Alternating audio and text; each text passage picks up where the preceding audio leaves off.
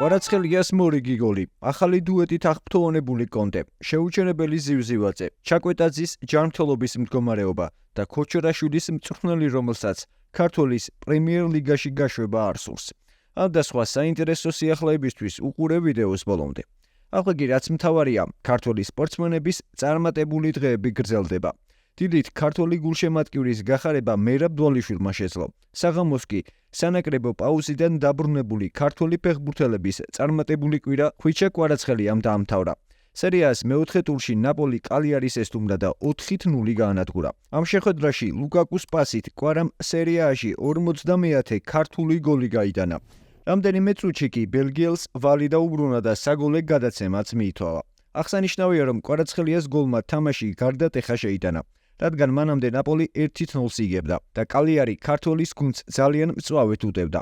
თუმცა ქართლის და ბელგიელის 5-წუთიანმა მონაკვეთმა კალიარისთვის ყველაფერი დაამთავრა.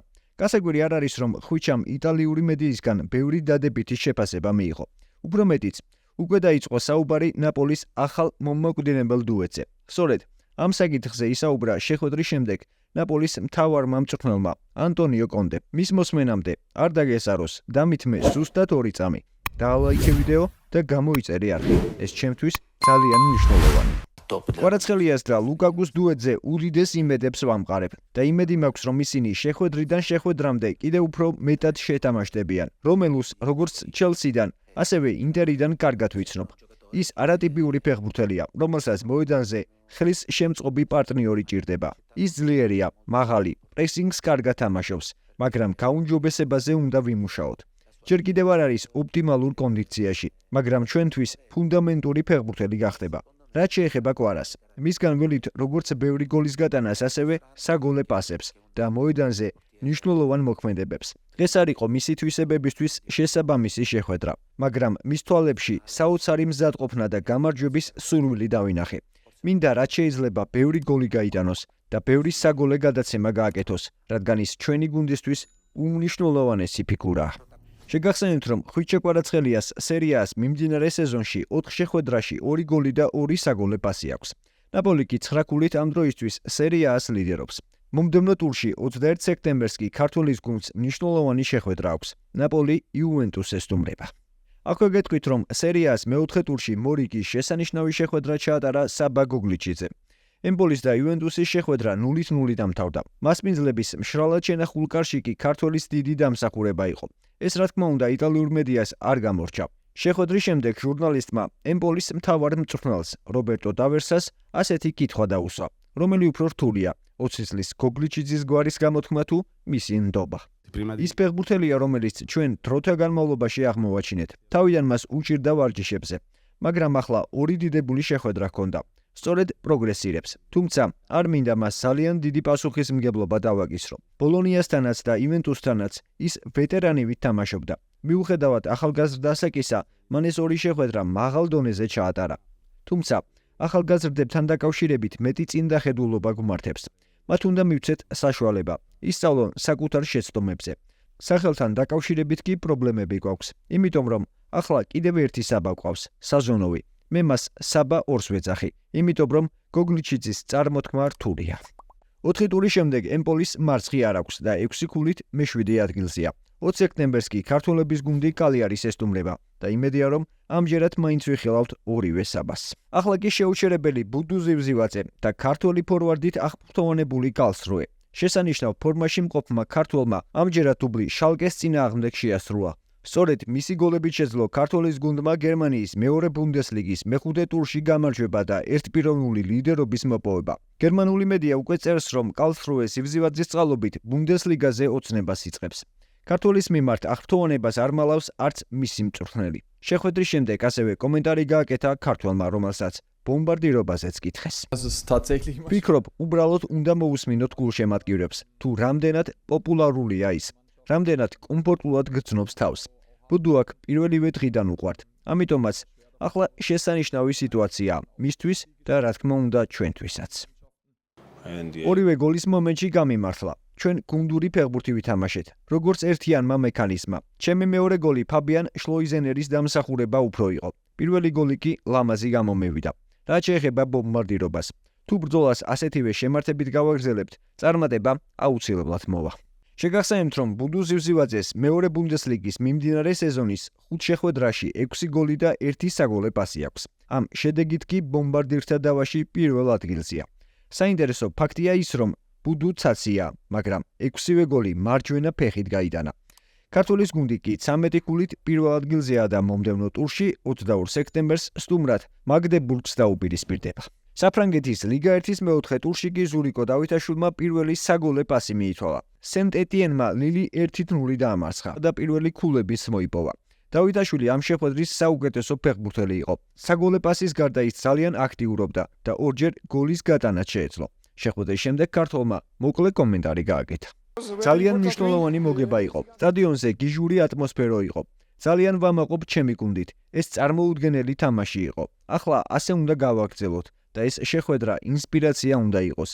ძალიან კმაყოფილი ვარ ჩემი თამაშით, მაგრამ უკეთად შემიძლია.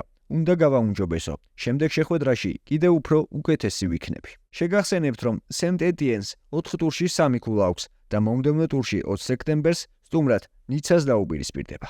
გიორგი მიქაუტაძის ლიონმა კი ლანსთან ქულები გაიყო. შეხვედრაში, რომელიც 0-0 დამთავრდა, ქართველი ძირითადში არ იყო და მოედანზე 65 წუთზე ჩაერთო. მართალია მიქაუტაძე კვლავ ცდილობდა თავის გამოჩენას, მაგრამ ამჯერადაც არ გამოვიდა.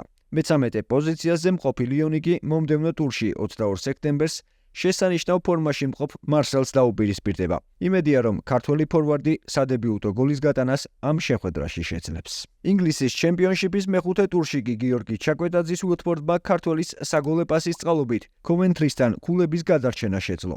შეხვედრა ფრედ 1-1 დამთავრდა. აღსანიშნავია, რომ ამ შეხვედრაში გიორგიმ 100%-იანი მომენტიც ვერ გამოიყენა, მაგრამ უფრო სამწუხარო იყო ის, რომ გიორგიმ მძიმე ტრავმა მიიღო და მოედანი საკაცით დატოვა.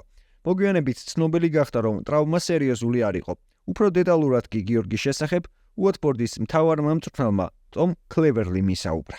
პირველადი ნიშნები კარგია. ჯერ არ მინდა დასკვნების გაკეთება, მაგრამ თითქოს ტრავმა სერიოზული არ ჩანს. ჩვენ ფიქრობთ, რომ ეს იყო ზურგის სპაზმი და ყველას შეგვეშინდა, რადგან ფეხბურთში მსგავსი სახის ტრავმები ხშირი არ გახლავთ. რისი ბრალია ეს ყველაფერი? იმ ინტენსიური დატვირთვის, რაც გიორგიმ ბოლო დღეებში მიიღო. საქართველოს ნაკრების შემადგენლობაში 2 უმნიშვნელოვანესი შეხვედრა ჩაატარა, პლუს მგზავრობა და შემდეგ ჩვენც დაგვეხმარა. ანგარიში სწორედ ჩაკვეტაძის პასით გავათანაბრეთ. ძალიან ბევრ საგოლე შანსებს ქმნის და ვფიქრობ მეტიც შეუძლია. ვუყურებ ყოველ ტურში გიორგის თამაშს და მიკვირს, რომ მის ანგარიშზე მხოლოდ 1 გოლი და 2 საგოლე პასია, რადგან გაცილებით მეტი შეუძლია და ვფიქრობ ამაში თავადაც დამეთანხმება. ჩაკვესთვის საყვედურის თქმა არც მიფიქრია. პირიქით, რომ შეუძლია უკეთეს, იმიტომ ვითხოვ და პროდუქტიულობის გაზრდა როგორც მისთვის, ასევე ჩემთვისაც ნამდვილი გამოწვევაა. შეგახსენებთ, რომ ინგლისის ჩემპიონშიპში უოტფორდი 10 ქულით ბარნლისთან ერთად მესამე-მეოთხე ადგილებს იღებს და ერთპიროვნულ ლიდერ სანდერლენდს მხოლოდ 2 ქულით ჩამორჩება. იმედია, რომ გიორგი 21 სექტემბერს ნორვიჩთან შეხვედრაში მისი გუნდის დახმარებას შეძლებს. ნაკრებიდან დაბრუნებული გიორგი ქოჩორაშვილი კი ლევანტეს მწვრთნელმა დაასვენა და მცირე სათამაშო დრო დაუთმო.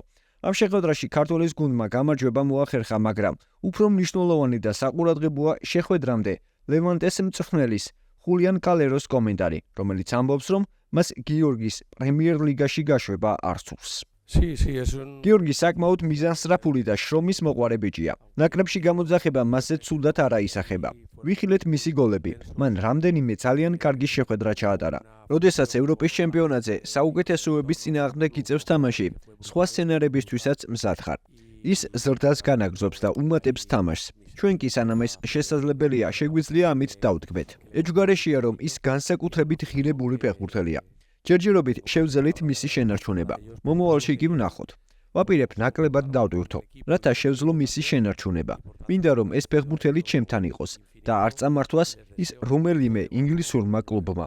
კლუბის მიზანი ფეხბურთელის პრემიერ ლიგაში გაშვება კი არა, გუნდის პირველ დივიზიონში გადასვლა და ჩვენი საზრუნავიც ესაა. მაგრამ თუ კი არანორმალური წინადადება იქნება, ჩვენ არჩევანი არ გვექნება. ბუნებრივია, რომ ასეთი მაღალი დონის ფეხბურთელის შენარჩუნება ყველა სურს, მაგრამ იმედია, რომ გიორგის მალე რომელიმე ინგლისურ გრანდში ვიხილავთ. რაც შეეხება ლევანდეს, ის ლა ლიგა 2-ში 11 ქულით მეორე ადგილზეა და შემდეგ ტურში სარაგოსას დაუპირისპირდება. ახლა კი, თუ მოგეწონა ვიდეო, დაალაიქე და გამოიწერე არხი, რომ არ გამოგჩეს შემდგომი სიახლეები. და ეს არის კრისტალბეტ ეროვნული ლიგის თამაშებს და უგულშემატკივრე ქართულ ფეხბურთს.